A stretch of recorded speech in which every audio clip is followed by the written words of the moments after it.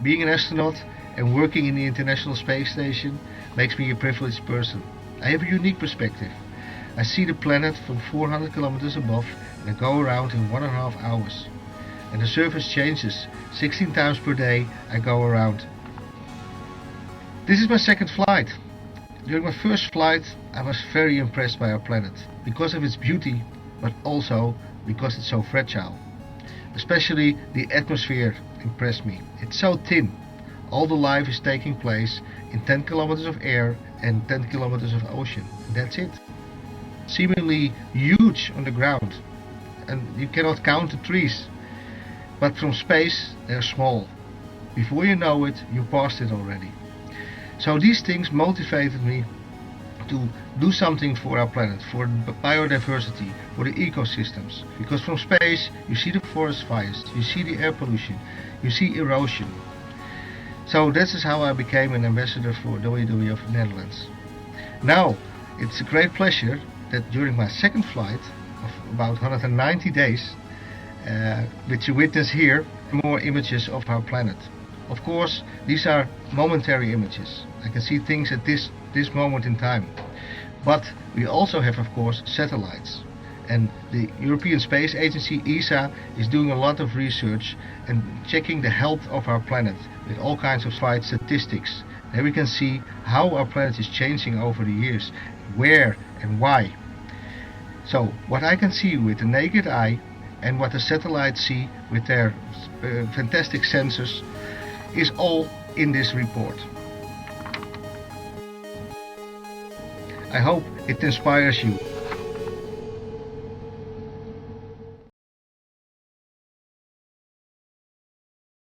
Good morning, everybody. My name is Lasse Gustavsson. I'm the International Conservation Director for WWF. I'm really very sorry I cannot be with you in Japan today, but I hope you will find my presentation on the Living Planet report interesting, and I also hope it will stimulate the debate and the discussions that you will have today. So the Living Planet report is our flagship report. It tells you about the state of the planet, and we produce it every 2 years. We look at the world through two different lenses, through the biodiversity lens and through the lens of the ecological footprint. The Living Planet Index continues to show a decline of 28% between 1970 and 2008. This is based on trends in more than 9,000 populations of almost 2,700 mammal, bird, reptile, amphibian, and fish species. These are many more than in previous editions of the Living Planet report, so the scientific underpinning of our conclusions is getting better and better.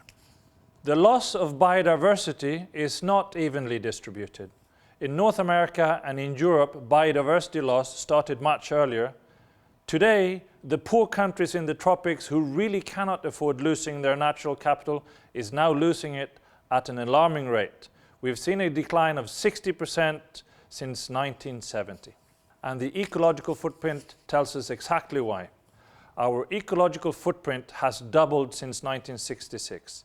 The footprint now exceeds the Earth's biocapacity, the area of land and productive oceans actually available to produce renewable resources and absorb CO2 emissions by more than 50%.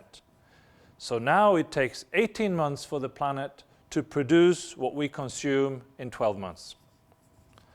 Our current overshoot is largely due to carbon emissions, and it has grown 11-fold since 1961. The largest component of the ecological footprint is the carbon footprint. So let's take a quick look at Japan. We've seen the trends in the ecological footprint in Japan increase, and now if everybody consumes like you do in Japan, we would need 2.35 planets. Let me show you an illustration of what the footprint really means. Here is a slide that shows where the most intense fishing happens. And we have seen a 5-fold increase in fishing since 1950. This is depleting our oceans. If we continue to increase our consumption, or unsustainable consumption, I should say, of natural resources, we will need 2 planets by 2030. So this is obviously not good news. So you ask yourself, and I ask myself, what can we do?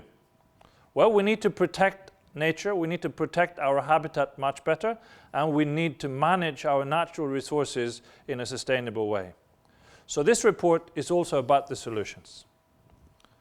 Here's a graph that illustrates a number of different scenarios for forest management, so the choices that we have to make. The most important information here is that if we make the right choices, we can save 180 million hectares of forest. We could end net deforestation.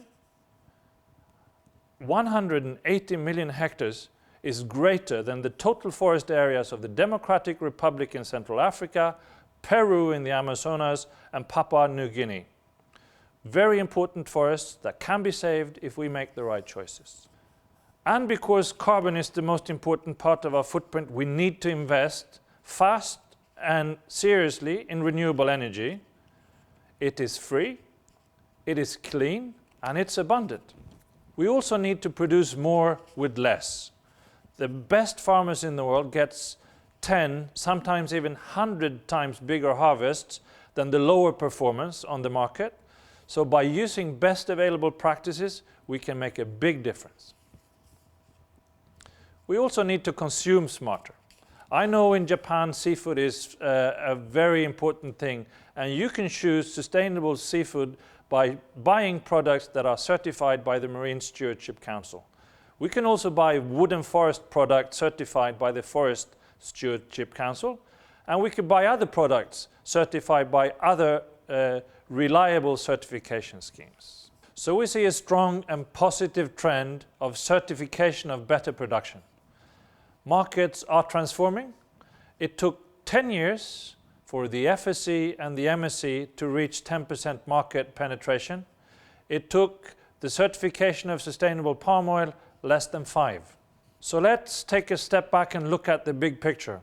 The leaders of Japan, other parts of Asia, United States, Europe, Africa, and South America will meet in Rio de Janeiro in Brazil to discuss sustainable development and the greening of our economies.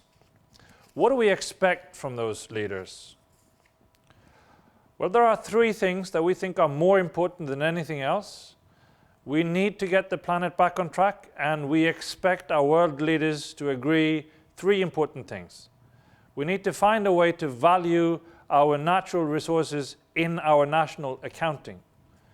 I think everybody understands that a country with plenty of natural resources, clean air and safe drinking water is a richer country than a country with very few natural resources, polluted air and unsafe drinking water. Unfortunately, this does not show up in our national accounts, so there are not enough incentives for sustainable resource management. This, I think, our leaders can agree in Rio. Secondly, we need to stop subsidizing with taxpayers' money the things that we don't need. We don't need to subsidize environment destruction. And I'm thinking here in particular of 3 areas: fossil energy, unsustainable fishing, and unsustainable agriculture.